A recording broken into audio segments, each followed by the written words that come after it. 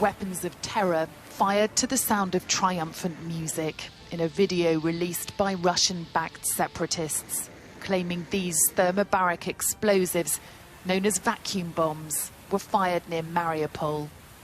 Sky News has been unable to verify this footage, but what we can say with certainty is they inflict horrific impact, sucking the air out of people's lungs as they pull in oxygen to generate an explosion.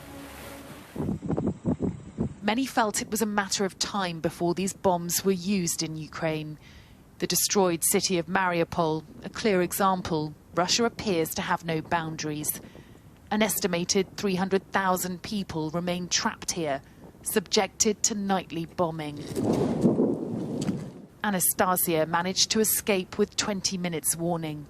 She fled for her life, but hasn't heard from her relatives in the 3 days since. When they started bombing us from airplanes, it was already impossible to stay. We were hiding just in our apartment. We did not have any shelter close to us or something like this. Now I am thinking about food that we still have left in my apartment, and I'm thinking that, oh my God, it could be helpful for my neighbors. Maybe we could give that food to someone. We did not have time. We just have something like 20 minutes to pack. I only took my laptop and shoes with me. That's it.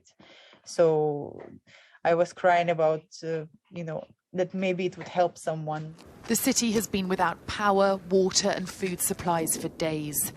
Anastasia shared this video with Sky News, showing the lengths she had to go to just for drinking water, queuing at the well closest to her apartment, where she'd remained in hiding.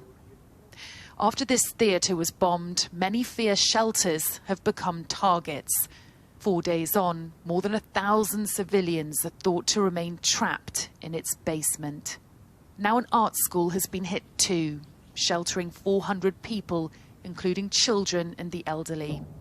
Rescuers unable to reach them due to Russian forces fighting street to street.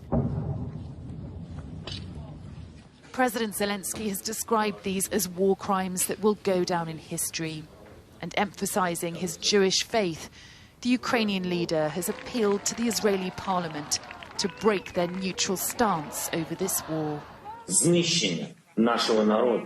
This is a full-scale war aimed to destroy our nation, our children, our families, our state, our towns, cities, communities, culture, everything. They even use the terms that we used during the Second World War, and this is a tragedy. These are the pictures Moscow wants its people to see on state media. Ukrainian refugees rescued from Mariupol and brought to Russian territory. But Ukrainian officials claim thousands of citizens have been removed from shelters against their will, their passports taken, and then relocated in remote locations in Russia.